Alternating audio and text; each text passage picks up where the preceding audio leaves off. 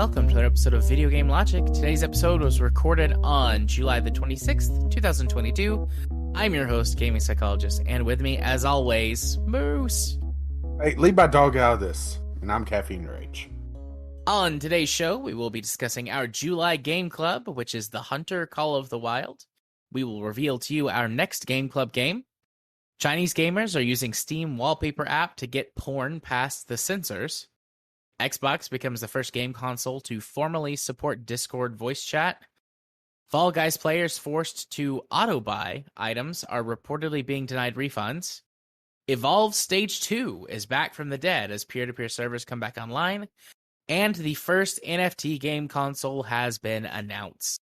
Timestamps will be in the show notes following their respective topics. Hello, Rage. Hello. We're here this week. Yeah.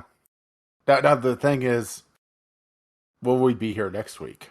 Because Tuesdays have been cursed. Only time will tell. You know why I wasn't available last Tuesday.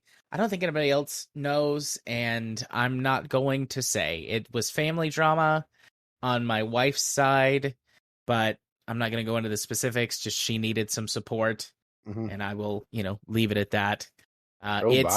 It's nasty. Unfortunately, she did not need that kind of support.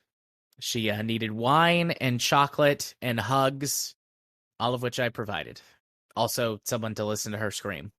But not scream at me, scream about other people at me. Yeah. But sometimes that's how it be. How are you? I'm doing all right. Nothing too crazy in the past week because, right? Yeah. Well, not going to waste any time since it's 10:30 and I've already wasted a bunch of time on other things. Let's just dive on in to Game Club. For anyone who happens to be joining us for their first ever Game Club, hello. Welcome. Game Club is a way... Did you actually do some marketing for once? I don't think so, but you never know. I do plug our show on the tabletop streams that I do, but I don't know how many people that actually brings in. They get a few viewers, so maybe. Hello, people, if you're joining us. Game might be time for a Google thing again, huh? Anyway, Game Club. Indeed. Game Club, though, is the time and place where the two of us are guaranteed to play the same game at the same time, and we invite the audience to do so and participate in a conversation with us, either by sending things in or just by messaging a lot on the Discord, which happened with this one. As mentioned at the top of the show, July's Game Club was The Hunter Call of the Wild. It was, it still is at time of recording, but, when we announced it, it was available to play on Xbox Game Pass, and then you could buy it during the Steam sale with all of its DLC for something like $45. Yeah. And there's a lot of DLC. You get a lot of stuff for that. Yeah, I would say that you don't need all the DLC, but we'll get into that when we get into the proper game. There was a Humble Bundle a few months ago where it was a complete pack at the time for like $15. So that's what I got into. Yeah. And then I bought the Steam when it was on sale on Steam. But yeah, it is a hunting game. It's an open world-ish hunting game. There are several very large maps. There are, each map has got a set of story missions that you can follow that sort of help you to explore the map. They serve also as introduction to certain gameplay mechanics, pseudo-tutorials, but for the most part, they just add some context to the world that you're tromping around in. And yeah, I don't really know where to start on this one because normally it's here's the story. Let's talk about gameplay mechanics. Let's start there. This is a hunting game. It's a first-person shooter, in that essence, but it's not fast-paced. In fact, you don't want to run most of the time because you'll spook all of the critters. Yeah, this is realistic-ish. Yeah, I want to call it like a Simcade almost. Because it's, they don't go for hardcore bullet drop and everything. But there is some element there, Yeah, there are. especially if you're bow hunting, which you know all too well about. Yes, I will say actually, do for the listeners, do you have any experience hunting in real life? I don't have experience hunting in real life. I have played quite a few hunting games, and I have taken a hunter safety class, and mixed in with that, it also talks about hunting in general. So, kind of, no, but yes, right? Okay. Yeah, so I too have played quite a few hunting games, although I think you've played more hunting games than I have. But I used to hunt fairly frequently, 2, 3 times a year, all through elementary, middle, high school. The last time I went hunting, I was 23, I believe, 22, 23. So within, the last 10 years, certainly a lot has, I'm sure, changed in the hunting world, but the general feel of it never changed throughout my life that I can remember. So I do have a decent amount of experience hunting in real life. And I have to say, of all of the hunting games that I've played, I've never played any that call themselves like hardcore, like sim hunters. I'm sure those exist, but this is the one that I've played that's in the most quote unquote sim like. But it gets a good deal right. I mean, obviously, video games can't compare to real life in that way. Like, shooting a gun in a video game is not like shooting a gun in real life. Harvesting animals in a video game is not like harvesting animals in Definitely real not, life. right? Yeah, but they get a good amount of realism. This idea of like you're tromping through the woods or whatever, you're trying not to startle game, or you're sitting and waiting for a while if you're doing, ambush hunting from a deer stand or some other type of hunting blind, like a tree stand or things like that. You're waiting for a while, and then that moment of like, okay, is the creature I'm about to shoot in range? Can I hit it? Is there going to be any interference? You shoot, and either you hit it and it goes down, or you can see that you hit it and it starts running, or you miss completely and you startled everything, and you're like, well, fuck. Like it gets those elements right, but then it's not so realistic that if you shoot and miss, you just ruined the rest of your day, because animals are not going to come that way for the next several hours because of the big, scary, loud sound. Yeah, I mean, there is time compression. An hour in game is about 15-ish minutes. Yeah. But if you sit there and wait long enough, assuming you didn't blow out the hunting zone with, or the lead zone with hunting pressure, which we'll get onto that later, animals will eventually return, assuming it's still that time of the day, because animals will go to different areas for different things during the day, depending on the species. Yeah. So, how do we want to approach this? Because Right. So let's talk about the process of hunting. I mean, there's two very broad categories of hunting. There's stalking, or stalking and ambushing. Stalking is you're walking through the woods or whatever your terrain is. You're trying not to startle an animal. You sneak up on them, you shoot them, you kill them. And ambushing is that you wait for them to come to you and you kill them. Most of the gameplay mechanics intermingle. So, if we say stalking or ambushing, just know that, we're leaning more into one of those types of hunting, but most of the gameplay mechanics are interchangeable. So you have, let's talk about gameplay mechanics, the tools that you have, the way that you hunt, and the way that need zones and animal behavior works a little more deeply. Yeah, I tended to go more for a stalking style, but if I got in a position, I would try to lure them into almost an ambush style with lures. I never really did scent hunting, so that's kind of the other thing about ambush hunting, is that you can put down a scent and let it, try to draw some species in. There's not only a handful that actually have scents in the game. Yeah. To you. So I would, if I'm going on a map that I know, has like, well, let's take Mississippi as an example, and we'll get into the particulars of each map later on. I would take like one of the wild boar collars for the feral hogs. Maybe a raccoon collar if I have a gun for it, which we'll get into that as well.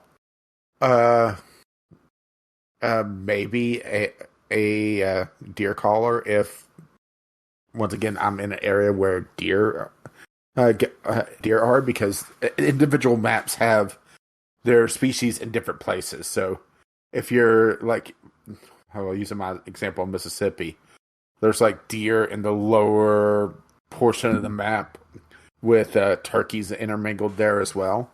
But as you push up further north in the map, you start running into more like feral hog packs and alligators, and it makes it so that the hunt kind of is dictated not just where you are as a reserve, but also where you are in that reserve. And while you can fast travel in between certain parts of it, you're still limited by what you have there, right? Yeah. So, I would, if I come up across an opportunity where like, a feral pig is doing out a mating call, well, great, they haven't spotted me and ran off. That's a first. Right. Because some animals are very, very prone to spooking. Keen senses, and some of the maps are a lot harder to stalk around. I'll use a lure to try to lure them in closer so I can get a clean kill, and that's the essence of the game is humane harvesting of animals. You have to get a proper kill on an animal in order for it to count, which the game requires 4 checks to complete. The proper animal, the proper ammo, which each animal has a particular class, mostly depending on their size. The bigger the animal, essentially, the larger the ammo required to kill it. And if you overkill an animal, and you have, you're like taking a 7mm rifle and blowing a bunny's head off, that's not ethical. No. Right? Although I have done things like that on many occasions. Yeah, that snapshot of, oh crap, I had the wrong weapon equipped, or, I'm not going to have time and I need the money, right? Yeah, either I get the kill to get the payout for it, or I try to switch weapons and probably lose the animal. Yeah, and there's 9 different weight classes, essentially, and not all the different classes are represented on each map, so it's also partly stalking out the map or just looking it up online to figure out what to take with you. And some guns have multiple ammos that you could take, especially shotguns, to cover multiple classes. Or yeah, right. Yeah. Go ahead. I was going to say, before we, talk about guns, you mentioned animal need zones earlier. So each animal, to kind of finish explaining, I guess, the core mechanics, each animal has got 3 different types of need zones. They have a feeding zone, a resting zone, and then a drinking zone, or a watering hole. Which not all animals have a drinking zone. Rabbits, they changed recently. On some maps do not have a drinking zone. I didn't actually realize that. Good to know, I guess. But, so whenever you, as a hunter, discover need zones for animals, it gives you a few pieces of information, which you can get more info as you level up your hunter skills. Like, this has RPG elements where as your hunter level rises, you can spend skill points and perk points to improve your hunter in some way. Either get more information from when you're tracking an animal, or better use of your weapons, or other things like that. There's a good variety. But anyways, you find a need zone, and it will give you a few pieces of information. For example, what type of zone it is, what animal it's for. You can look on the map. Well, you can see when you inspect it, but it's easiest to see on the map and see what approximate time animals are going to be there, and then how many animals. Although I don't know if that's an upgrade. I think that's an upgrade. Okay. I'm pretty sure that's one of the upgrades. Okay. There's 2 different trees, which we could get into later. There's a lot to cover with this game, mechanics-wise. And one of them is inspecting tracks as you level it up gives you more and more information. Like it tells you how hard an animal is if you're following a blood trail. tells you the gender of the animal, can tell you if you have enough points in it, and further down the tree, the possibly the fur pattern, which there's rare fur patterns that will pop up occasionally. With some of them having like a 1 in 200 chance. Yeah. Then there's like you said, looking at a deed zone, it'll tell you the number of animals, so you could see, okay, this deed zone has like 6 white-tailed deer that go to it at, let's say, from 10 in the morning to 2 in the afternoon.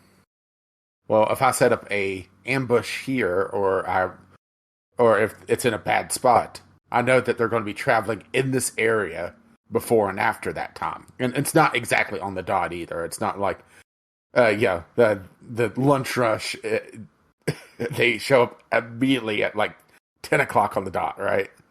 There's like the joining of need zones blur. So, like if you're going from a feeding to a drinking need zone, you'll see them start to filter in around that time. So you'll be able to figure out, okay, well, they're going to be in this area. I can set up over here in this nice field that has a good line of sight between the feeding zone and the drinking zone, and be able to pick them off before they get to that deed zone, and not put hunting pressure directly on that deed zone, so I don't delete it. And that's the big thing about this game, is managing your hunting pressure. If you put, without hunting structures, 3 levels of hunting pressure, it deletes deed zones, which means that you have to go hunting for deed zones again. Yeah. If you put up a hunter's blind, actually I'm not sure if the blinds work, but I know the tripods do, and from the DLC, and the tree stands do, as well as the stationary hunting structures that you can pay in-game money for. When you say when you put up a hunter's blind, are you talking about the ones that you build with money? No, I was about to say those do block hunting pressure. Yeah. They don't block it, but they reduce it. I'm talking about the little like bird blinds. Oh yeah, no, they all count. Okay, I wasn't sure about that, because last time I used the bird blind, I was goose hunting, and geese build up pressure quickly because, right? Yeah. But I was actually talking about the harvest checks, and we got way off track. So, in order to properly harvest an animal, you not only have to do the proper class of ammo, you have to shoot them 2 times or fewer. So you can't go there and unleash a clip into Bambi, right? Yeah. Fuck you, Bambi. You have to have the trophy organs intact, which that depends on the animal. It's usually if it has a horn, or its antlers, or the horn, or the skull, because this is trophy hunting for the most part. And you have to hit 1 or more vital organs, which the definition of vital organs is that's the one that I always have the kind of, well, I shot you in the intestines, right? Yeah. How is that? Like this killed you. Like I shot you. Like if I ever got a gut shot, guaranteed death. You might have to track them for a while, but guaranteed death. I mean, I think it's more the fact that it's going to be a slow, agonizing death compared to, shooting them in the lung and they bleed out, within, a minute or 2, right? Yeah.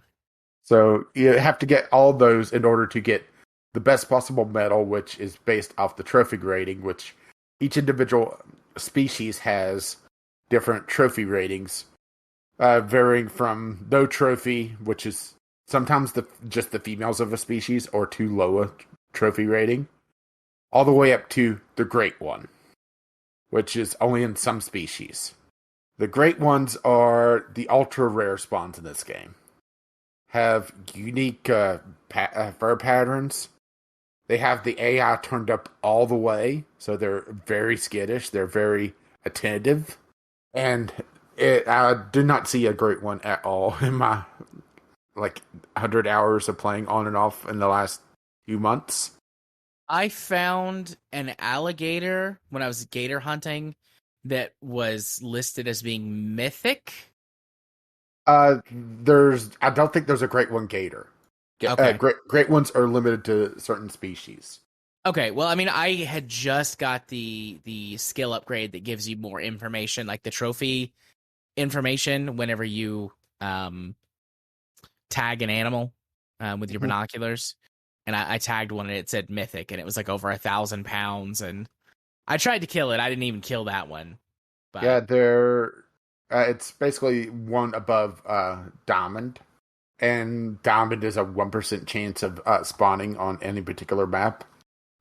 I think it's moose, white-tailed deer, black bear, and I think there's a couple other species. There's only a handful that have them so far, and like I said, they are unique. The moose has ivy growing in its antlers. The white-tailed deer, it just has this obnoxiously large rack. Yeah, it's the Dolly Parton of deer. Huge rack. The bear has one of 5 special fur colors, and people just grind for these. Killing thousands of animals looking for it. It's essentially shiny hunting. yeah, Which hint there. I see what you did there. Yeah. Well, the others we'll see there in a bit.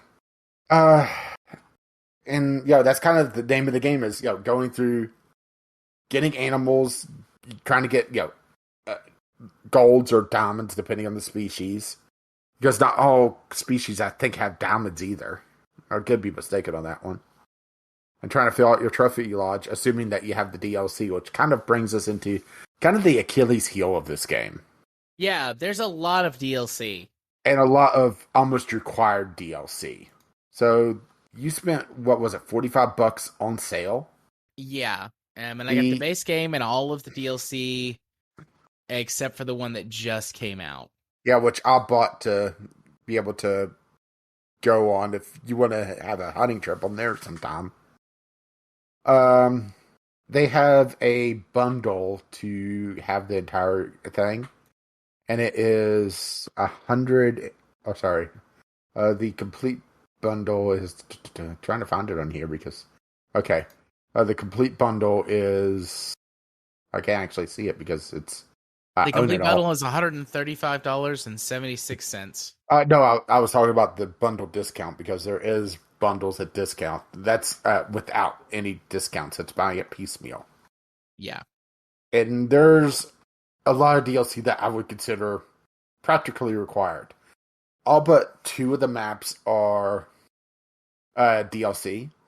The 2 base game maps are, obvious as you accidentally start the game. Oh, God, I did. Yeah, I did accidentally start the game. I was looking at the DLC, and I clicked. The game comes with 2 reserves, and all the reserves are roughly the same size-ish. There was actually a thread somewhere that I was looking at that was the difference on sizes of the reserves, not counting inaccessible areas within the reserves, a giant lake or something, right? Yeah. It's between 60 and 65 square kilometers. And believe me, the game makes you feel every single square meter of that. Because you do move slowly, and whenever the game says that, okay, well, walking time to that is 45 minutes, it's 45 minutes real time. Yeah. If you do not have a fast travel or the ATV, which is a DLC. Yeah. If you're not going to buy any of the maps, which I don't know why you wouldn't, if you're going to get into the DLC and get into this game, the maps are amazing. But if you're not going to buy the maps, the only DLC that I think is required is the hunting dogs. I would disagree with that. I would say the hunting dog and the now I'm trying to find it on here to make sure I get the right one. The tree standed tripod pack to be able to put up your own in the tents. The tents are helpful. I wouldn't say that they're required. The tents let you set up your own fast travel spots around the map. But it also gives you access to also the cache and the in-game store where you could buy more ammo and swap out weapons. Yeah. So, but the thing is that this runs on essentially, well, like tabletop simulator-esque rules where you could go into multiplayer and play on any of the maps. As long as the host owns the map, you can play on that map. So if you want to try out the maps, you can go on multiplayer and get a feel for it. I will say that you will suffer a bit because you will not have any of the fast travel points, so you'll be stuck essentially in the beginner's area of the map. I'm Unless not sure if the host has a tent. Yeah, I was going to say unless the host has a tent. But I was also going to say I'm not sure if you discover a fast travel point if you do not own the map. If you go to another session, if you retain that fast travel point, we're gonna have to test that at some point. Yeah, we should test that actually. I do whenever you join a person's map, if you own the map at least, you don't get anything that they have from the start, but anything that you unlock transfers over to your single player. Whenever you either start that map later in single player or come back to it. Anything that you had previously that you bring to the map, air quotes, or that you do comes back to your single player map, which I think is pretty neat. I like that. Because there was like I would just run around on the maps and like unlock stuff for when I'd come back in single player. Whenever we played multiplayer and I dropped into a map I hadn't played before, I would just wander around. And I mean, I would do stalking, but I would also just go and hit up the various hunting lodges and lookout points so that I could unlock stuff for when I come back in single player. Yeah, and also that really helped me on my progress on the Yukon and the Lake District. Yeah, and also like whenever we'd be wrapping up for the evening, if like last Sunday when we were playing, towards the end of it, I would just hop on the ATV and start going around grabbing points that I don't have on that particular map because I don't care about scaring the animals at that point because I don't want to get caught in, following a blood trail for, 2 miles. And yes, that actually did happen a couple times. Yeah. If not following the blood trail, entering an animal, then following its tracks to try to take it down. Yeah. I will say that the ATV isn't a requirement, but it is very, very, very, very nice to have. But that's also a DLC. Yeah, the ATV is really nice for both exploring and if you're just going to knock out all of the missions on a map. So, segue. Mm-hmm. Each of the maps has got at least one series of missions. Some of them have multiples. For example, one of the 2 starter maps, Hirschfelden, has got one set of missions that serve as the narrative for the area to prompt you to explore and tasks you can complete. And then it's got a separate set of missions where you're working with a photographer, which I guess also serves as a tutorial for the photo mode in the game, but whether you're tasked with photographing animals instead of just hunting them. And they're 2 separate mission tracks. But they all of the missions do a little bit of narrative to set up the location. I don't think any of these are real life locations. I've looked for a couple of them on the Googles, and they are, at least the ones that I've looked for, are wholly created for the game. But the regions that they exist in are real. So you get a little bit of a little bit of context for the region that you're in, be it Europe or Mexico or the American South, or the game takes you to quite a few places around the world. So you get some basic information about the region and then some cultural history for whatever region you're in from the missions, as well as exploration points on the map that you can find. And then they ask you to complete a series of tasks which utilize the normal game mechanics and uh perhaps some extended way, or push you to do something that's challenging. Some of those challenges vary wildly. I'll talk about that in a second, but for using your sort of quote unquote hunter senses to track things, like you might be tracking human footprints, or you might be tracking tire tracks, depending on the mission on whichever map it is. Then you might be taking photographs of things, both the mission in Hirschfelden for photographing animals. There are some other missions that task you with photographing things that you find. And they all tell coherent stories that everyone that I have gone through so far, I haven't completed all the missions for all the maps, but I've completed Silver Ridge Lake, the Savannah, and most of a couple of other maps. There's one that's in Mexico. I've completed about half of those missions, I believe. And I've completed about half of the missions for the Russian, sort of, Siberia map. There's a couple others that I've completed several. And then I've dipped my toes in some others. Yeah, Yeah, I was going to say, I've touched on at least all the maps except for the Savannah, because I knew that's the one that you did or last time I talked to you about what you've been working on. That's the one that you said that you had the kind of the most time in. Yeah. So I deliberately ignored that one. I completed the Yukon's primary story. The Yukon actually has a couple side stories on it as well. And I completed Mississippi, which is one of the newer maps, which you can also kind of tell whenever they have a map that's kind of attached to a major rework, it feels like there's more focus on the rework side of things and not so much the map. Like Relatively Coast, the latest map, was released in conjunction with a rework on the waterfowl and general birds. And there's...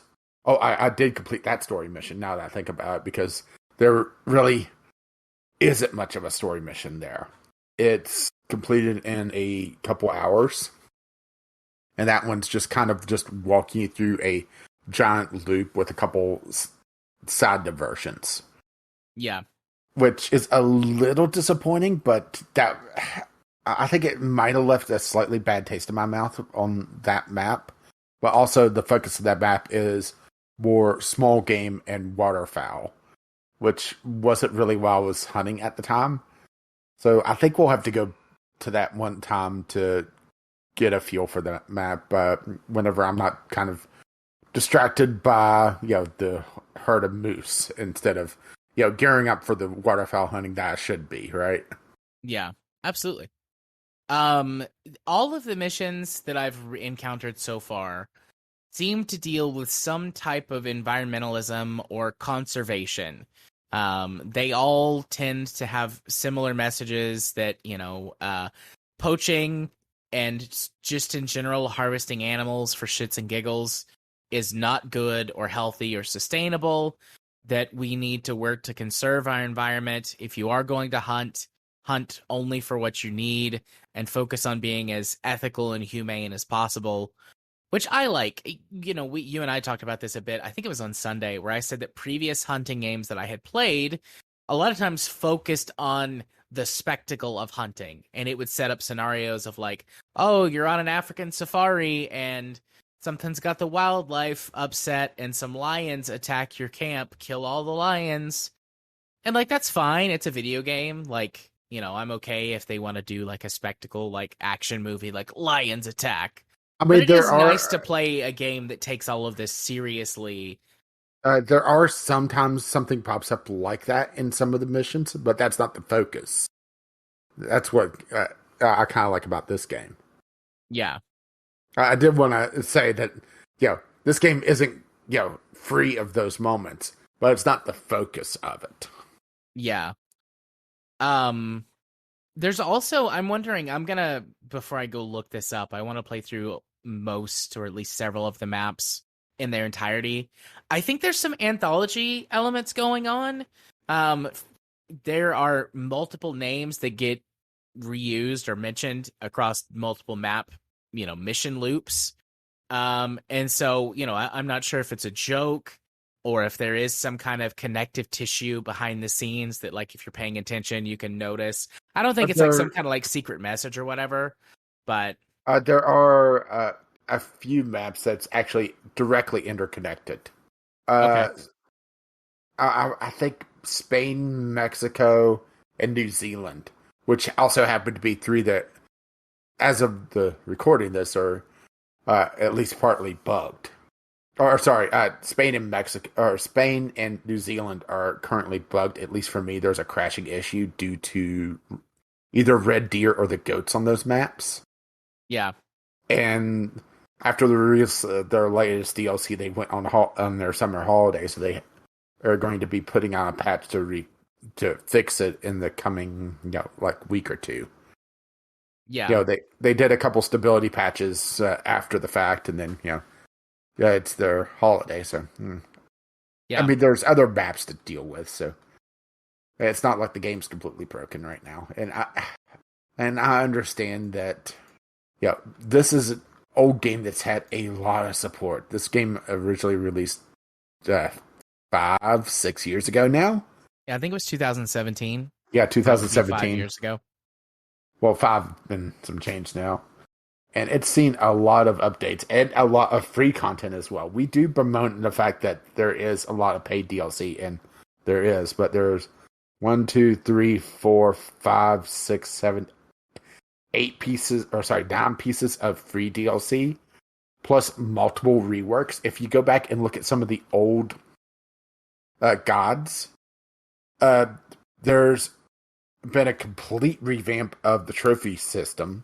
They added the true rack system, which makes it so that animals with antlers have all unique antlers instead of using the same ones. Oh, that's neat. I didn't notice that. Yeah, all the antlers are procedurally generated. And the score actually reflects the generated antlers.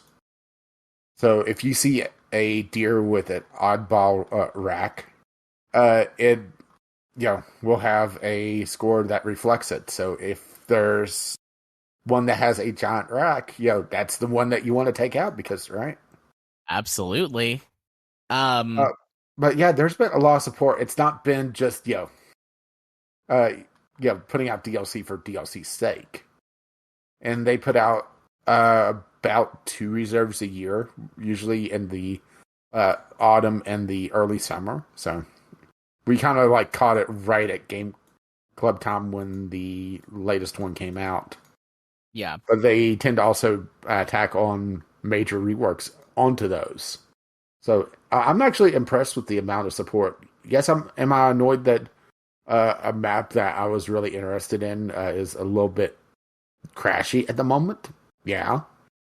But I also understand that they've supported this game quite a bit. So I just went back to Mississippi and dealt with racism. Right.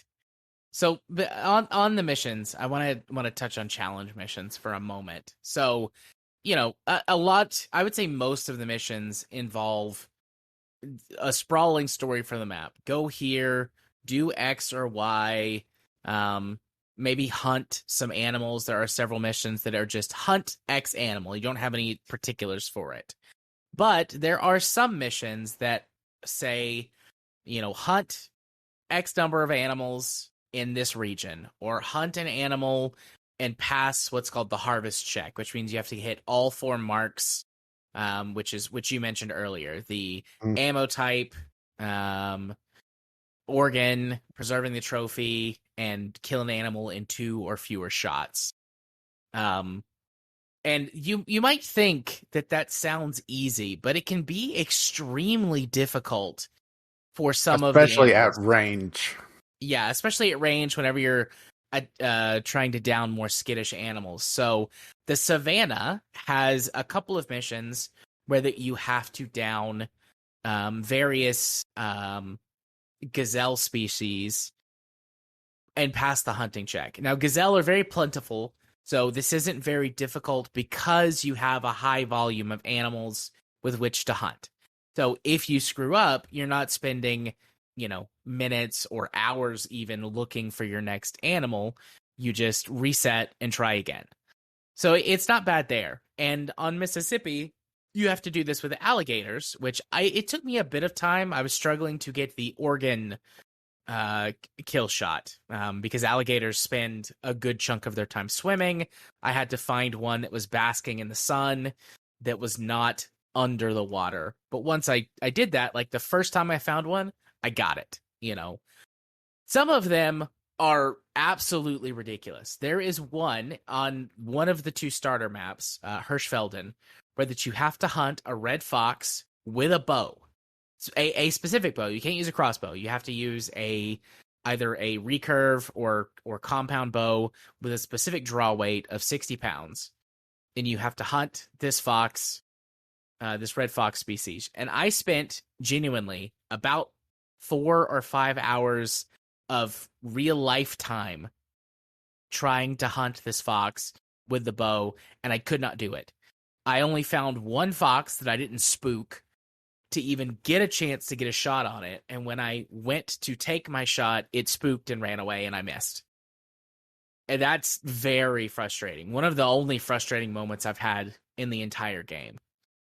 And I hope that there are no other missions that are that bad, but I mean, you can Google Red Fox Hunter Call of the Wild mission or something like that, and you will find tons of like Reddit posts and Steam discussion board posts where people are like, "Dear God, please help me. How do I complete this mission? What am I doing wrong?" And all of the responses are, "You just have to get lucky." Yeah, but that's also the original map and their old design. Yukon has a couple annoying ones, but they're all relegated to the side missions.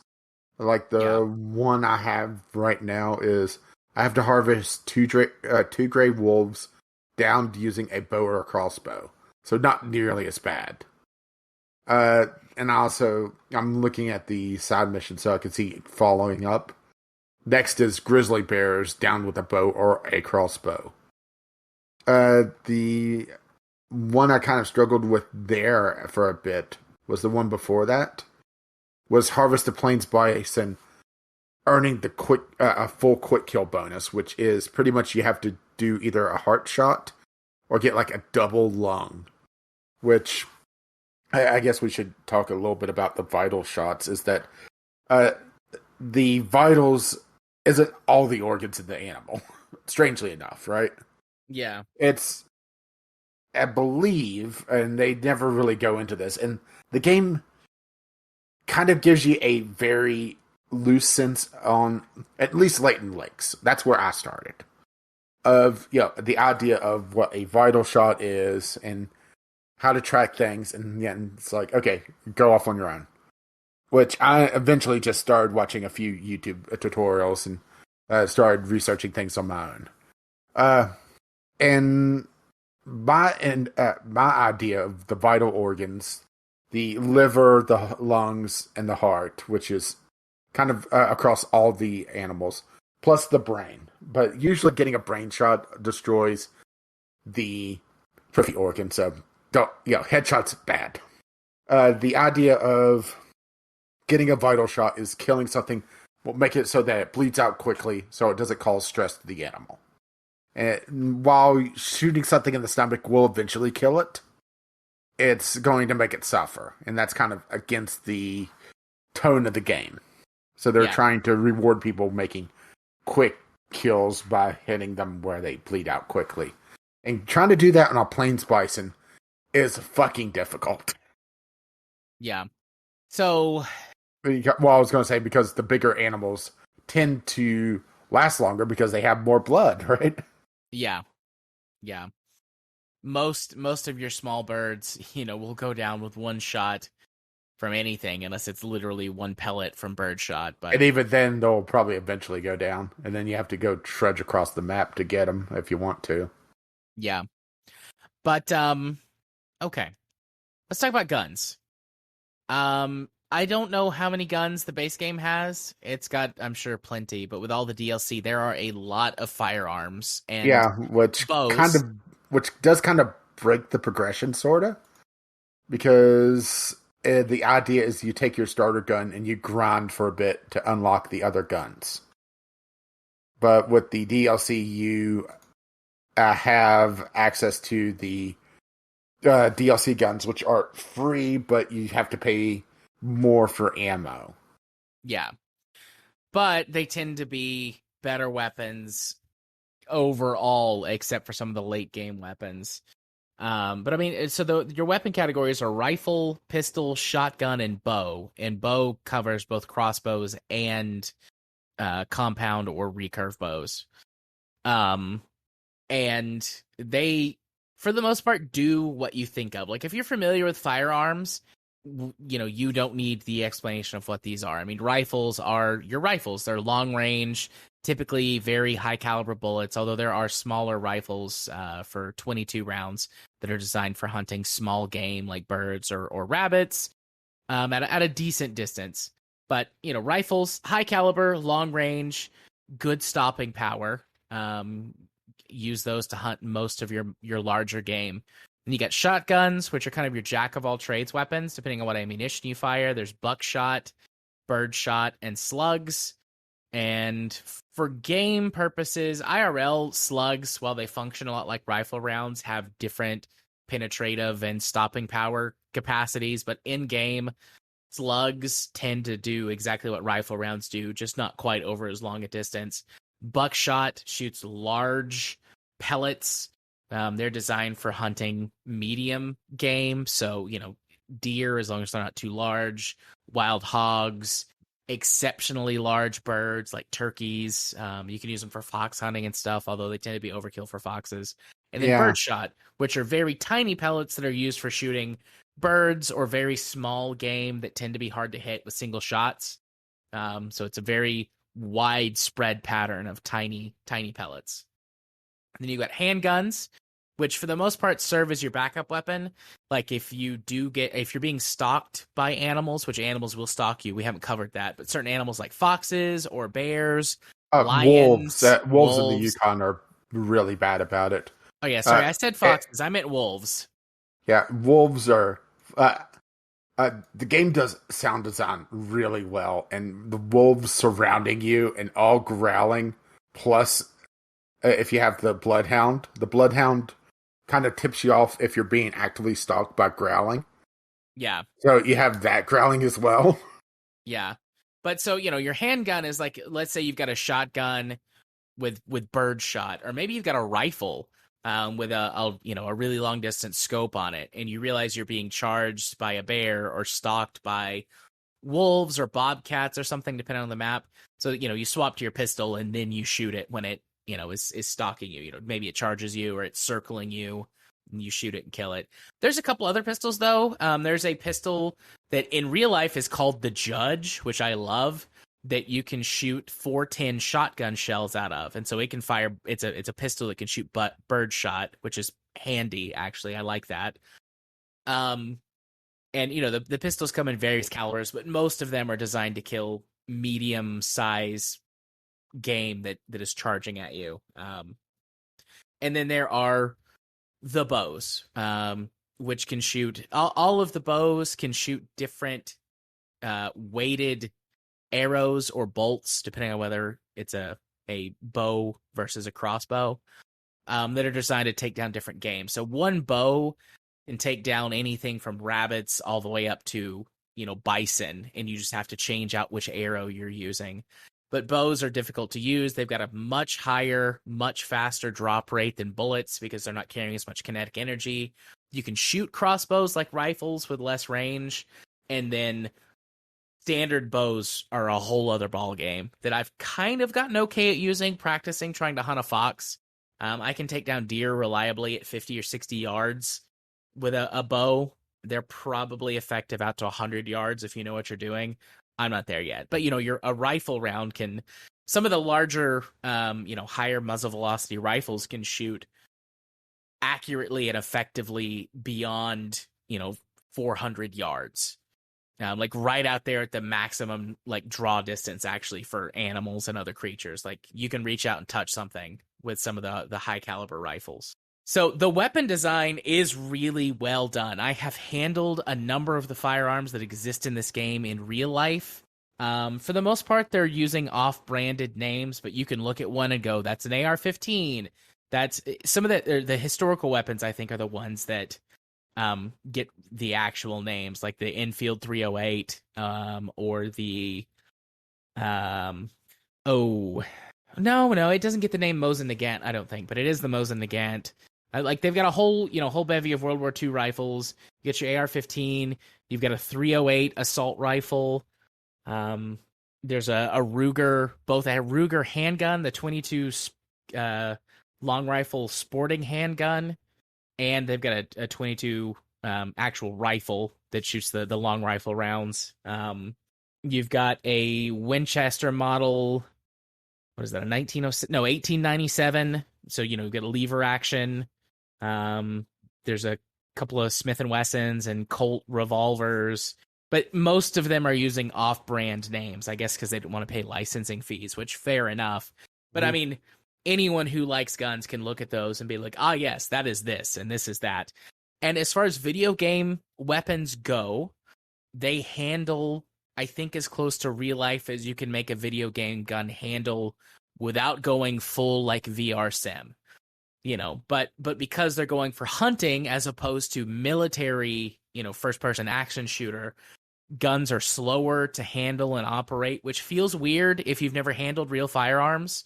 Firearms are nowhere near as fast in real life as they are in games, unless you are one of those, the top like competition shooters that train for speed shooting, or like military guys who, do this day in and day out. Like handling firearms is a lot slower than it happens in video games. So it gets that feel right. They have recoil that feels realistic. You can get some perks that help with that. Yeah, I've got quite a few perks that basically it hasn't removed, but it's significantly knocked down the recoil. Yeah. So it's given me the ability to essentially double tap something if it's close enough. Yeah. Which Jim saw that and he's like, "How did you do that?" Yeah. Because I'd had enough perks on it that I was able to recover from recoil quickly enough before the deer I shot, got out of its funny face animation. Yeah, probably with no perks, recoil is a little unrealistic. But once you get sort of the first level of perk for that, and the perk that lets you reload a bolt action while you're still aimed down the sights, because that's incredibly easy to do in real life for most firearms, to cycle a bolt while you're looking down the scope. Those two perks, and then it feels about like how I would expect, a rifle to handle realistically. And then sort of the next level of perks is like, feels like you're an expert shooter, you're shooting all the time, you're handling these guns all the time. That's what it feels like. And it, as you can see, I'm gushing over this. Like, as someone who really likes guns, who owns firearms, who shoots regularly, has been hunting before, I like the firearms. Yeah, this is basically replaced the Snow Runner for our game date night for probably the foreseeable future. Yeah, I mean, I want to keep hunting, want to keep playing in multiplayer, which we have mentioned in passing, but we haven't really talked about. Granted, I mean, multiplayer just kind of stacks everything that we've talked about so far, except missions. You can't progress missions in multiplayer, but, then you can go hunting with friends. Mm-hmm. And typically what we have done is we will just kind of go our separate ways and we'll chat and, discuss what we're doing. And if we see something that we're definitely not going to be able to mention it if there's somebody in that direction. Yeah. And I totally understand if that is not appealing. One of the big complaints from, our listeners who've played and who talked about it quite a bit in the chat this month, was that it feels weird to kind of play multiplayer. You might as well just play single player. And I do get that. I'm not saying that they're wrong or that's not the way to enjoy the game or whatever. I do see like where that you could be more coordinated about it. You could hunt in the same areas. You could all do a bit of ambush hunting. which is a thing that we used to do. We would set up multiple deer blinds in a field that would kind of cover different angles of the field. And, this was in the days before everyone had cell phones or smartphones. And even if you did, there was no signal out in the woods. And so you would like wave at each other, like there's a deer over there, you like wave and point, that kind of thing. But hunting is a very solitary experience for the most part, in at least the way that I have hunted. Yeah, well, So that feels right to me, honestly. yeah, well, Cube also mentioned, and we could get into some other discussion from the Game Club discussion if you want. That multiplayer also feels like a later on thing, and I will agree with that one, especially if early on, doing the missions and even just cycling through the maps and doing the opening handful of missions gets you a lot of money. And ammo is expensive in this game. They really punish you if you go out and just start blasting away randomly. And buying guns, thankfully you just have to do it once. Assuming you're not using any of the DLC packs of guns. But the guns themselves can be very expensive if they are very powerful. So that's where the primary progression is. I mean, you're looking at I think my knockoff AR-10 is what I use as my kind of go-to for classes 4 to 8. Yeah. I think a 10 pack of bullets is 800 some in-game dollars or in-game bucks. Hey. But the thing is that that's if I get one kill with pretty much anything in that class range, it pays for itself. But even like arrows are 500 to 700 depending on the type of arrow that you get, upwards of 1,000 per pack. Although there are perks for the archery that lets you recycle arrows, which is interesting. I'm not sure how often it goes off, but I haven't gotten that yet. No. I intend to. I want to do some more bow hunting, but haven't got it yet. The AR-10 is the one that the game calls the Zarza, right? Yeah. Yeah. Yeah, I use the Moonlight variant, but that's just the white one.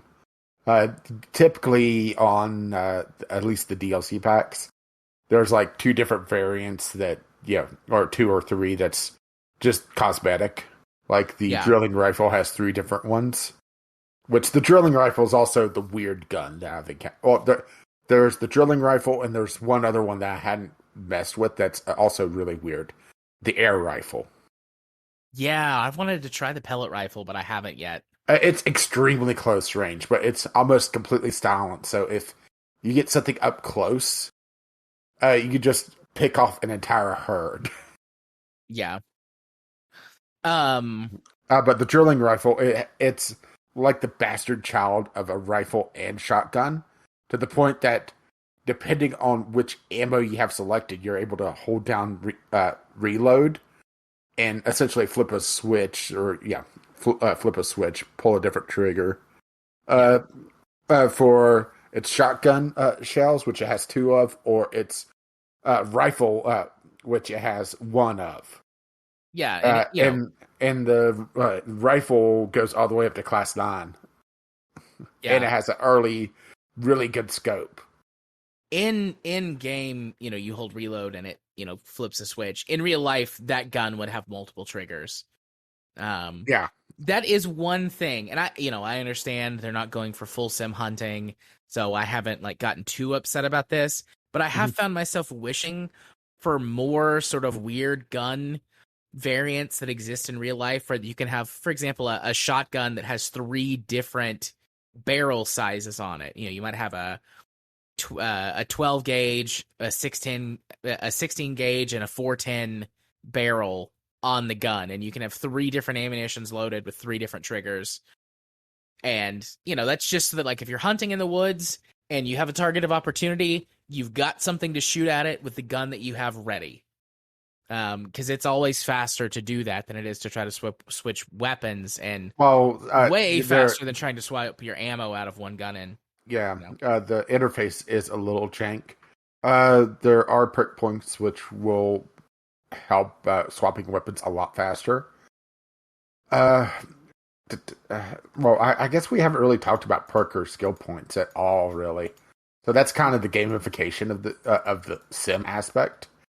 Is as you level up, which is based off the trophy rating. So if you get good kills, you level up faster.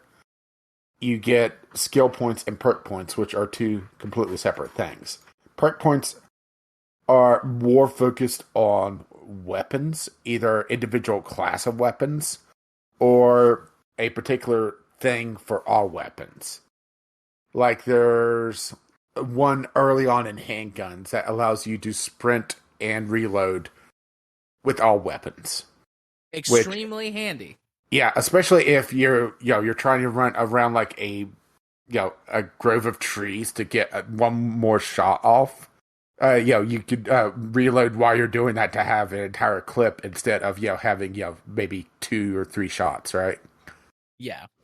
There's one that reduces aim wobble. Well, one while you're just in aim mode, but also ones that reduce recoil. One that's reduce wobble while tracking with the gun. So picking up the proper perks for your style of play is very important. Traits, on the other hand, there's a lot of traits that just feel kind of useless, especially high up in the trees. There's traits that feel necessary, and then there's traits that feel useless. Like, the necessary traits are the ones that are like, whenever you're stalking an animal, you get more information from its tracks, like a more narrow direction on cone of travel, or whenever you're examining a blood trail, it gives you information about the health of the animal, how quickly it's bleeding out, its approximate health remaining. Or whenever you start tracking an animal using your binoculars, can give you more information about its weight, its trophy status, so that if you've got a herd and you're only going to be able to get one guaranteed shot, like picking out the one that's going to be the best, that kind of deal. Like, those all feel necessary. And then there's perks that are like, earn 5% more money from missions. Yeah, which sounds really great until you realize that's like $50, right? Yeah, it's not a lot. A good example is like, tag, which allows you while you're in aim mode to tag an animal to be able to see the outline of it and also get information on it as a useful one, compared to like, now I'm looking here and it's like, oh god, like Kaggle, where it's deep in the ambusher tree. And it just knocks off a little bit of cash off of. It's a 5% store reduction on price. 5%, right? Which can be useful. Yeah, but that's in game. That's the very end of the ambusher tree. Yeah, which by that point you've got all of your. Maybe not every weapon, but you've got probably a decent loadout. You're probably a decent enough hunter that you're not going to be going broke all the time for ammunition. Mm-hmm. So it feels like if that perk was at the beginning of the tree, I might could make a better case for it. But by the time you get to the end of the tree, you're level, I don't know, 25, 30, and that's only if you stick to that one tree the entire time instead of mixing and matching between the different trees. Yeah, I'm level 42, 43, which once you get past level, I think it's 36, instead of a perk point and a skill point every other level, alternating. I should say, I think it's leveling up from 1 to 2, it's a skill point, 2 to 3, it's a perk point, and it alternates like that. I could have it backwards, but at 36, you start getting one every 3 levels, alternating. So it slows down drastically, but also by that point, you're getting pretty good kills, and you're able to kind of prioritize just what you want. So, right? Yeah. And then there's the active skills, which uh, sound great, but you can only have one active skill at a time. So I chose out of, I think it's the rifle tree, zeroing. So all guns are zeroed to a particular range. You don't know what it is until you go to Hirschfeld and at the rifle range and figure it out. All right? It just Yep. doesn't tell you. Zeroing allows you, depending on the number of points you put in, to unlock a shorter zeroing and then a longer zeroing. And it also tells you exactly what you're zeroed to. So I think the AR-10 that I use, the Moonlight, it is zeroed naturally to 162 yards. Or 162 or 164, something like that. Which it probably is a nice rounder number in metric. But, right? We're Americans. Yeah, freedom units. And I can zero it down to, I think it's 60 yards. Or zero it out to 300 and some change. Which for making a very long distance shot, zeroing it out and then making a smaller adjustment compared to a larger adjustment to the 162 makes, hitting let's say an alligator in the side of the head at 270 yards a lot easier. Yep. I don't But have zeroing. That's probably the next one that I'm going to get, honestly. You need zeroing. Trust me, it makes life so much easier. Even if you just have 1 point in it so that you know exactly where that crosshair is, right? Yeah. But you can only have one active skill, activated. So there's some in the tree that's like, let's pick one almost at random, Startle Call. So that allows you to have, this is in the Stalker tree, very late, last one of the Stalker tree. I think it's one entering the tree, and then tier 2 and on has a choice of 3, and then it's 1, 4, 6, 9, and then 12 points in a particular tree to unlock the next tier. I could be mistaken on the exact numbers, but yeah, you're dumping a lot of points in. Startle Call allows you to use the activate skill to essentially startle the animal to make it just freeze in place for a moment. But then after a short time, they realize something's wrong and then flees. Really good for like a animal that's traveling to make them stop so you can take a shot easier. But you're swapping out zeroing for another skill. So you see how it's kind of hampers you, right? Yeah.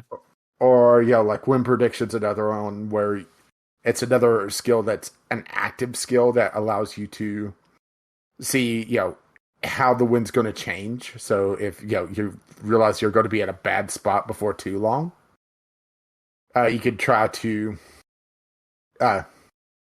figure out, okay, do I take a riskier shot or do I, am I safe, right? But once again, an active skill, and you can only have one at a time. So if you have one that you prefer over it, share luck, right? Yeah. But I'm trying to think. Guns, missions, gameplay mechanics, skills, multiplayer. Are we missing anything? How about general thoughts on the maps themselves? Oh, I really love all of the maps. I mean, I've Yeah, certainly got, ones that are quote unquote quote my least favorites, yeah, I but do. even they are really good.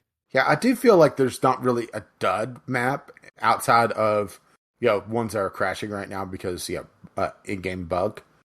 I didn't, like I said, I did not touch the savannah at all, but all of them are so varied. It's actually really impressive.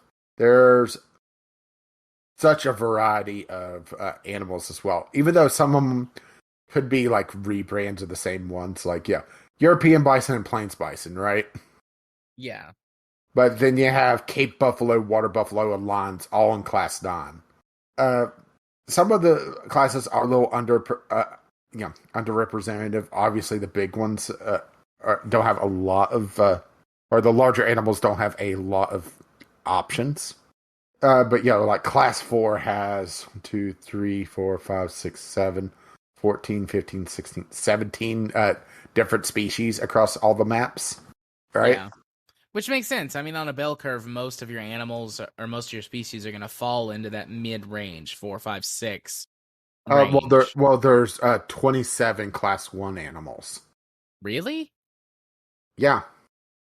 Cinnamon teal, Eurasian winglet, golden eye. Birds. Yeah, That's what's birds. throwing it off is birds. Harlequin ducks, mallards, tufted duck, Canadian goose, Bourget goose, tundra bean goose, black grouse, hazel grouse, western capercaillie. And I know I'm butchering a lot of these, but the thing is, I don't care. Rock fairlawn, willow fairlawn, bobwhite quail, which is my bane of my existence in Mississippi. Ring-necked pheasant, which that one actually has to be shot out of the air, which is why I didn't get very far in Mexico, because they wanted you to do that, and it's just like, I got other things I gotta do. There's 3 different types of turkeys: Marians, Rio Grande, and Eastern Wild. Which, it was funny watching Ghost get tormented by turkeys. Eastern Cottontail Rapid, Antelope Jackrabbit, European Rabbit, European Hare, White-tailed Jackrabbit, Mountain Hare, and Shrub Hare. They added a lot of birds with Relativi Coast. I mean, a shocking amount. It has the most diversity of any map at all. Yeah. Which the subreddit on Reddit, because of course it has a subreddit, everything does, has a data sheet for every single one. And it kind of broke the template that the person uses, because there's just so many different types of birds there. I think there's something like 19 different species on that map, when typically you see like 6 to 10 huntable species on a map previously. But yeah, just the diversity of the maps overall. I will say some are a lot harder than others. I did find Mississippi trying to stalk things was a lot more difficult because of crunchy grass. Silver Ridge Peaks has a lot of nice open areas that sometimes makes it feel like it's a shooting gallery if you catch the right travel times. Yeah. But it also makes it nice to generate money. As I accidentally hit my mic stand. Oh, my mic stand got turned around, so I kind of hit it with the chair. But yeah, I'm actually most of the way done with those missions now that I think about it. I think, Mexico, I just hit like a dead end hunting pheasants because I wasn't in the mood to hunt birds. But yeah, Mexico feels very different to really any of the other maps. The South American map feels very different from the Mexican map. They do a really good job of just getting like local flavor down pat. Mississippi has like a lot of like little nods to like redneck culture, right? Yeah. Like going into some of those outpost trailers and just seeing what people do to like alligator heads and deer heads. There's one that like has antlers on their deer trophy holding up a dartboard. There'd be another one where there's like a beer can stacking on an alligator head. I mean, not all of them are like that, obviously. Yeah. The devs had fun with it. The artists had fun with those. Oh, definitely. Medved, the Russian map, has your kind of stereotypical Russian, but talking about conservation and and anthrax, because right. Yeah. And climate change, actually, on that one. Climate change. Mm-hmm. I didn't get to do too much in New Zealand because that's one that was crashing on me. But it was trying to talk about, making New Zealand not seem like Hobbiton. Right? Yeah. Could respect that one. But yeah, overall, while all the maps are roughly the same size, they are vastly different. And as you progress through the newer maps, they add more features. Like Mississippi has the ability to look at certain, items, which is carried all. Actually, Mississippi wasn't the first one. I think it was actually New Zealand that introduced that feature. But Mississippi made it part of the actual story, and uh, um, Finland, the latest one, has a bit of it, but it's not as much. But Mississippi introduced the ability to have boats that would take you across certain paths that allow you to shortcut, but there's no indication on the map, where those are. While Finland has the same thing, but actually introduced, icons to properly mark them, which hopefully they'll go back and do that to Mississippi because, right? Yeah, I haven't found any of those boats in Mississippi yet. I swear they're there. I used them myself. No, I believe you. It's not an internet rumor. You basically have to look for there are white boats that's on the water line. That's actually in the water, not just pulled up on the land. There's a couple near some of the outposts. I will say that I think hunting wise, I really enjoyed Silver Ridge Peaks the most, along with the Yukon, just because both of them offered a lot of different animals to hunt. Yeah. Silver Ridge Peaks and the Savannah are probably my two favorites so far. Yeah, see, I didn't touch the Savannah. I didn't care too much about Relatively Coast, but that's mostly because I think I went into it expecting not so much of a focus on bird hunting. Which, that was my fault. If I go into it properly outfitted, because I went without a Class 1 rifle equipped, or a Class 1 shotgun. And trying to bird hunt without that, you might as well not, right? Yeah, I mean, I've done a bit of bird hunting with the 22 pistol. But birds that I've shot that are not on the ground has been a little bit more luck than anything. Yeah, see, I did goose hunting a bit, which was actually on Hirschfelden, the Eastern European map. Yeah. With a proper blind and lures and just calling them in. And it was a really good way to just power level and get a lot of cash really quickly. But I don't want to say nerfed it. They made it not as quick, but it's still there. Because, geese are very large and slow animals to fly. Duck hunting is an utter bitch to try to do, though. Yeah, I haven't done any duck hunting yet. I had to turkeys, deer, you have to do a little bit of it. You have to do a little bit of it in the Yukon, and oh boy, right? Yeah. Speaking of oh boy, we ended up talking about this game for a lot longer than I think either of us really expected. Yeah, so let's wrap this with I think the answer is yes, you do. But do you recommend this game?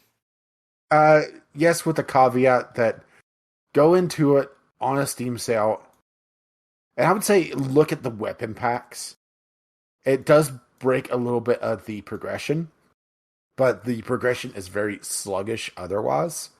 And maybe the hunting dog, or have the hunting dog the next Steam sale, because it is very, very nice to be able to. The dog essentially, it gets better as you level up because, of course, it does. It's so that you could follow a blood trail a lot easier. While you can do it in the base game without a dog, it is a little bit hit or miss. Yeah. And I would actually suggest, if you don't have friends that play it, go on multiplayer and try out some of the maps and pick up a map or two that you like. Look at, some of the charts online to see what is available on each map. But the two base game maps do offer enough hunting, I think, to, kind of dip your toes in the water. Yeah. It's definitely how I kind of approach Euro Truck and American Truck Simulator these days, where look at it, especially at a Steam sale. Yeah. So I'm going to give this game pretty much a full recommend. Although if you're not going to wait until a Steam sale to buy all of the DLCs, try and play it on Game Pass or something first. Just like I don't think that this game is worth its full asking price without a bunch of the DLC. At the very least, the dog DLC and any weapon packs that you want. But I mean, pick it up on the next time it's on sale on Steam for, $50 or less for the entire thing. Like, can't go wrong. I mean, you've played it for more than I have, but I think I've played it Yeah. for how long have I played it? 50 hours, and I've not even seen half of what this game has to offer. Oh, I haven't even felt like I've completely seen one map. Yeah. While, you can argue that the maps are very big for how slow you walk.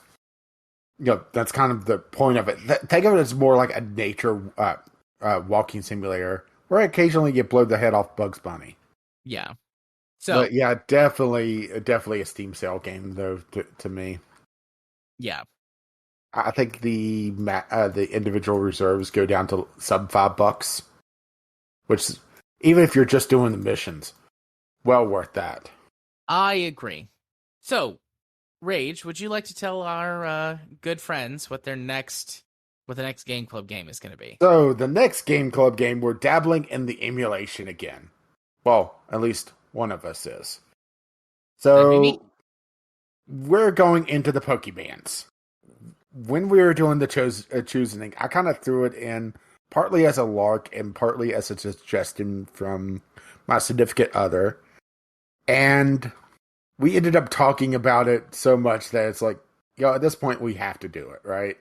So we are going to be looking at the 7th generation of the Pokemans, which is the last that's easily emulatable.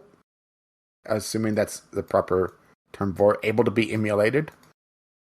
Pokemon Ultra Sun / Ultra Moon.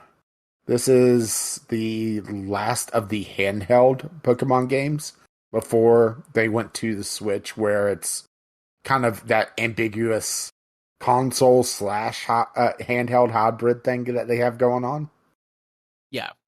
So it's going to be an interesting one. I'm actually already a good part of the way through this game. I am not, but I will be. So, yeah, that will be our game club for August. Pokemon's Sun and Moon. Yeah, which we'll be recording that on August 30th, barring any curses. Right. So looking at our topic list and our time, let's pick from the list a couple of must talk abouts. Just because I figure by the time we get through a couple of them, it will be like 12:30. Yeah. And sadly, I have to be responsible and go to sleep so I can go to work tomorrow. Yeah, and we'll have to save the vast majority of this for next week. Assuming, of course, we're not cursed. Yeah. So they're way out of order. I'll let you pick. I want to very briefly talk about the first NFT game console. The Ouya NFT, right? Yeah. So, I mean, I'm just going to straight up say it. Like, I mean, there's a news article. You can go read about it. This is going to be a rug pull for anyone who's not familiar with that term, or the phrase that colloquial phrase that it comes from, to pull the rug out from under someone. It's a scam. This is something that its hardware looks impossible, impractical. They've taken the GameCube logo, and I'm alleging that they have flipped the GameCube logo upside down, changed the colors on it, and then like erased one small portion of it to make it look more like a P in there for the it took them all 30 seconds, right? Yeah, but I mean, what this is they've got this news article. It's the first NFT game console. They're generating hype. They're going to sell a whole bunch of their Ethereum-based cryptocurrency, and then they're just going to take the money and run, aka pull the rug out from under whatever hyped up or desperate investors spend money on this cryptocurrency thing for a console that is vaporware. And what you mean, a console that's only slightly bigger than the totally not DualShock controller that they're showing? Yeah, that it won't be capable of, and I quote, 8K HDR at 120 FPS with ray tracing. Yeah, to give context, he's not joking when he says the quote unquote console is only slightly larger than the controller, which is very clearly copied of the PlayStation DualShock controller. I mean, this thing, I could, if they said this was a streaming set-top box, or this was like a Roku thing, but for video games, that would make it more believable. Still, I would think it was a scam because it's connected to cryptocurrency, but it would make it more plausible. But saying it's going to be a high-powered console that can do those things, like, no, it's not. It absolutely is not. There's not enough space to fit the hardware in the teeny tiny box. It's a scam. I don't think any of our listeners do crypto investment. Don't invest in this. Don't do it. You're wasting your money. You're going to wind up scammed. They're saying the console is going to launch in the third quarter of 2024, which is in approximately 2 years from right now. And they don't even have a prototype yet. Like, this thing will not get built. Full stop. I'd stake my reputation on it. But there's a whole 4 people working on it. I'm sure there are. I'm sure there are a whole 4 people working on this scam. And they stand to split what they hope will be millions of dollars in investor capital. Well, here's also the thing is that, okay, the pre-orders are not open yet because, of course, they're not. But in order to pre-order it, you have to have the NFT token that they're selling 10,000 of. Right? Yeah. So you have to buy your ticket in order to pre-order your totally not GameCube ripoff. Okay, is it just me? I'm looking at the mock-up of the controller. Is it just me, or is the arrow indicators on that totally not PS4 D-pad seem like they're off-center? Or is it just, I've had too much coffee? Hang on. Let me go look at this. Like that down arrow looks like it's like floating off that D-pad. I realize there's no physical controller for ARM to take a picture of, but also, is there something weird about the reflection on that as well? It looks weird. Also, I just realized they've got all of the arrows facing the wrong direction. Well, I was so focused on the fact that they're off center, right? Yeah. The left D-pad arrow points right points left, up points down, and down points up. Well, everything's backwards in NFT land, don't you know? You know what? Touche. Sort of like how a reflection somehow shows the complete backside of the controller. That's the opposite of where it's setting on its white, void that, John Oliver just escaped, right? Yes, that's an old joke, but yes. It's an older meme, but it checks out. I mean, this looks like just a very bad prototype render of... they put less effort into this than they did their logo, and their logo is allegedly a complete ripoff of the GameCube logo. Yeah. Oh man, I was about to join the Discord, and the link is invalid. No, I was gonna do science.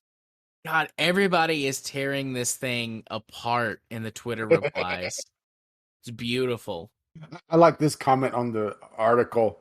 I'm just gonna wait for the Soldier Boy version. Scams all the way down. Right? Yeah.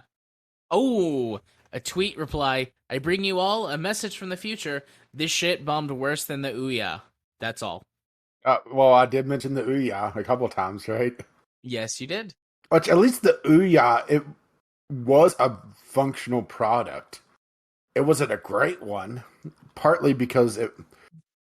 the Ouya, it's one of those things that it sounds okay on paper, but then you start to realize what it's actually playing. And yeah. The Ouya, for those who don't remember that piece of shit, it was essentially an Android phone in a box that played, mobile games.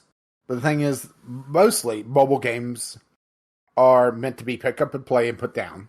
You're not wanting to have a dedicated console for it. And two, they're usually meant for a touchscreen. While there are mobile games out there that has game controller support of some sort, they're few and far between. And right, Yeah, I had an Ouya actually. I got it as a present from my aunt or my grandmother, one of the people in my family who doesn't understand technology. And as a present to like mess with, it was kind of neat. But then it was like, okay, I have no use for this. Like if I had bought it, the I would be paperweight. very disappointed. It's But a I mean, it was, paperweight now. yeah.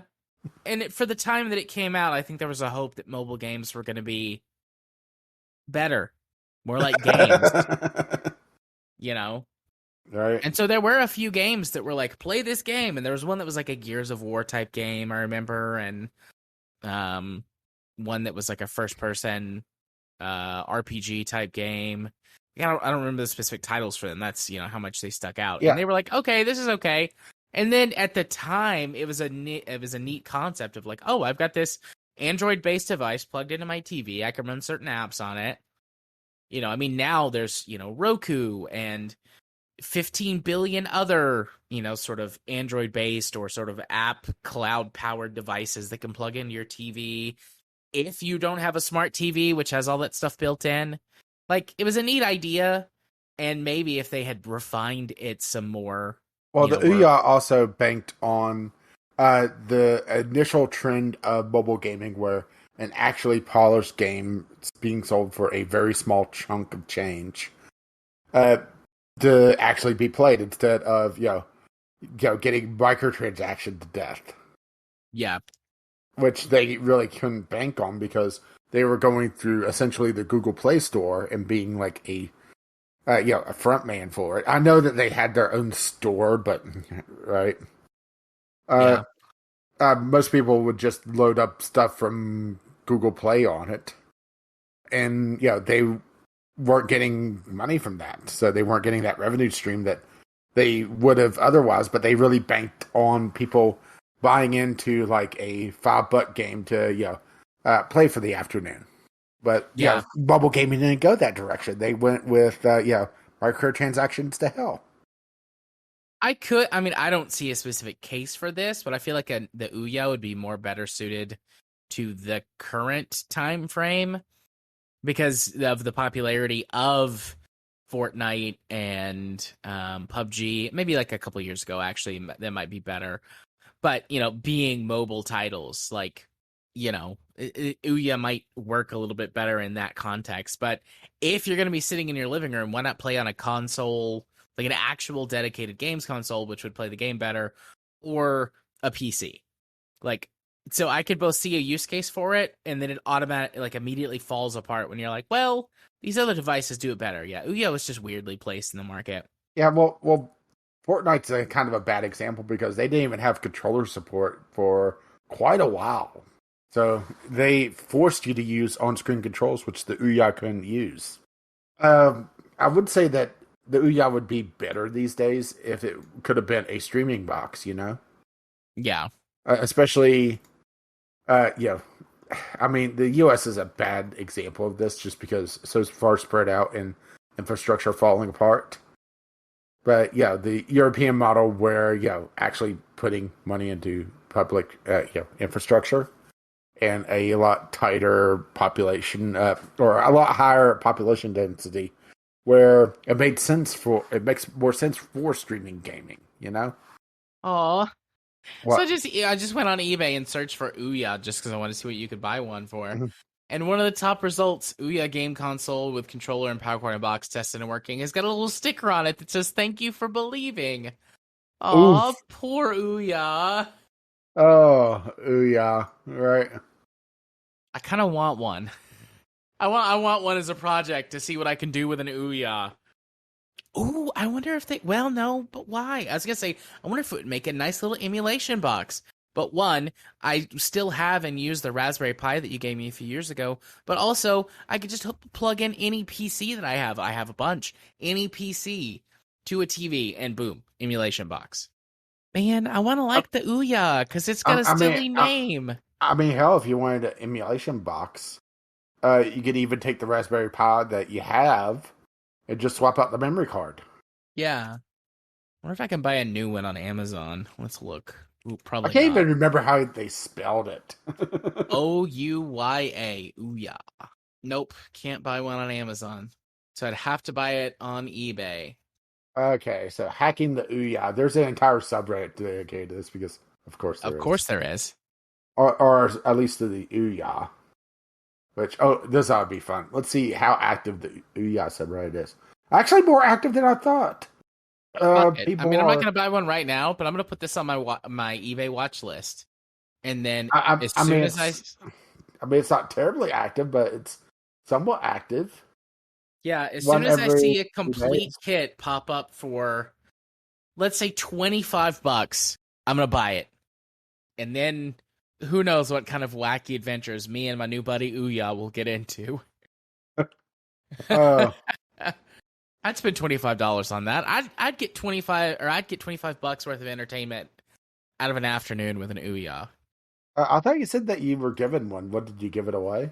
Oh shit, dude! I don't know what happened to that. That was 2 moves ago. Maybe it's in a box somewhere. Your buddy just waiting for you. It's believing in you. Ouya released in 2013. Yeah, that was two places that I lived ago. I could have sold it. It could have got lost. It could have been thrown in the trash. I could have given it to some. Who knows? I haven't seen it in years though. So either it's really buried or it's long gone. I'll try and find it, but I don't think I have it anymore. I mean, all the official stuff is shut down server wise. Yeah. But yeah, Hackaday. Oh boy, right? This is oh boy. This is somebody making a handheld out of the Ouya. As in like large Game Boy Advance style. Interesting. All right. Do you have a news topic you want to pick to discuss, or do you want to just call it there for the week? Well, let's quickly touch on this one, and then we could save the community stuff for next week. Okay. Our buddy Evolve is back from the dead. Yeah. Speaking of dead things, right? It lives. So Evolve Evolve Stage 2 had its peer-to-peer servers turned back on. This was actually in June, but it's kind of just making the news cycle now. There's been a dedicated Discord of fans, also known as probably the entire player base when they turned off the servers. Basically pestering 2K to turn on the servers, you know? Or at least release some sort of patch to allow them to do peer-to-peer matchmaking. And they turned them back on. Now you have to have or have had the game. I'm not sure if you could even download it. I know it was free to play for a long time, but I think they delisted it, at least on Steam. So yeah, I'm not seeing it. So if you have it on Steam or wherever, you're able to do peer-to-peer matchmaking again. There obviously is, a lot easier if you contact the people on this Discord, which you can find it in the show notes if you wish to talk to these people. But okay, we made fun of Evolve. We've made fun of Evolve a lot For years. I mean, it was a running gag for a long time. It still is, but right. Yeah. But seeing the dedication of a fan base to actually get a major publisher to care enough to even just flip a switch to turn back on matchmaking, that gotta applaud the fan base for doing that, right? Yeah, absolutely. I mean, we've made fun of it for a long time, but I've always been a big proponent of like what you like. And there clearly is a dedicated, passionate fan base or community for this game that really enjoys it. And you know what? Good for them. Like, kick ass, guys, for getting a major, like you said, major publisher, major developer to, get this working again for them. Good job. I don't understand why you picked this game, but like what you like. No shame. I like plenty of things. I mean, That Evolve is a unique title. I will give them that because there's not very many asymmetric multiplayer games to begin with. So having something like this that's a kind of a competitive / co-op, I could see it. Why somebody would latch onto it. I will say that the gameplay loop seems massively flawed. That they should have had a more active gameplay loop instead of hide and go seek. But right, yeah, well, that's just me, right? yeah. I remember playing it a long time ago, but I mean, it's been 5 years since I played it, something like that. Like I played, it had like an open beta or a trial weekend or something like that. I know it was free to play for a while, but I didn't play it when it was free to play. Yeah, I didn't either. I didn't really bother with it because, right? Yeah, Because, like I said, well, also I think they massively underestimated just how gross uh, their marketing was because they went all in on DLC. They got really nasty with it. Well, I shouldn't say even DLC. It was all microtransactions. That and really unbalancing the game with some of the monsters that were locked behind essentially the collector's edition, which was stupidly expensive, plus day one DLC and microtransactions. yeah. I do wonder how would the game do today with how people have kind of gotten acclimated to this. Would there be as big an outcry? I I don't mean, think so. there was a lot of a lot of day one stuff, but it wasn't nearly. Yeah, it's not something we haven't seen since, right? Yeah, As crazy as that is, right? But yeah, I mean, good on them. You actually got. You actually won. Congratulations! You get to play Evolve. Hooray! you know what? That's what they wanted. Good for them. They got what they wanted. I don't have to understand it. I can just respect it. Well, you know what I could do? I could tell him to What? get off my goddamn lawn. True. You can do that. All right. Well, Rage, where can people send us stuff if they want to have a chance at getting it included in the show? Well, you could do so over at vglpodcast@gmail.com. You could tweet us to us over at VGL Podcast on the Twitter, or you could drop by the Discord, which is a link over on vglpodcast.podbean.com. And we had a lot of stuff for Gameclub this past week, or this past month, I should say. And just seeing people, shooting bears in the ass, right? Right. Gotta get those 10 bear asses. We didn't really cover too much of what was said, to be honest, but it was a great discussion going back and forth. So if you're not part of the Discord, go hit that link. Yeah. All right. Hey, Rage, why don't you hit him with the socials? Well, I've been Caffeine Rage. You can find me occasionally tweeting over at GamingOCR. Or if you wish to be my friend, you could find me over at Caffeine Rage on Steam. And you've been? I have been Jared. You can find me over on Twitter at JMA4707. Join the Discord. You can message me on there or on Steam, jarthur4707. Or if you want to watch tabletop streams of things, you can go over to Twitch. Tabletop. You can go over to twitch.tv/runicarts, where that I play and tabletop games. when I'm available to. And we're going to be starting a new vampire campaign relatively soon. Are you going to still be your usual Dick, or are you going to be a new Dick? I'm going to be a whole new level of Dick. I am a self-insert character in the game. So you never mentioned what happened to your old character. Did you finally get your comeuppance, or what? We killed Jack the Ripper, who was the big bad evil guy from the campaign. He was a vampire. We killed him. My character did not get his comeuppance per se. I mean, he got hurt really badly. But he essentially got recruited by one of the other players who became like royalty. And was like, hey, you're really good at being sneaky. Like, you should come be my spy master. And my character was like, yes, I want to do this, because if I don't, I'm fucked. I'm going to be hunted by, now that like I fulfilled my deal and helped to kill Jack the Ripper. If I don't do something that gets me protection, I'm going to be hunted for the rest of my unnatural life. So I avoided my comeuppance by taking a new job.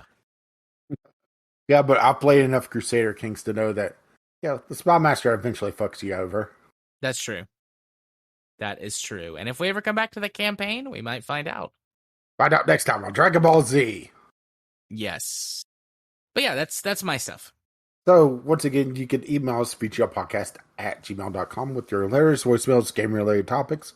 Tweet them to us, VGLpodcast, on said Twitter. Or drop out the Discord, which you can find a link to that over at vglpodcast.podbean.com.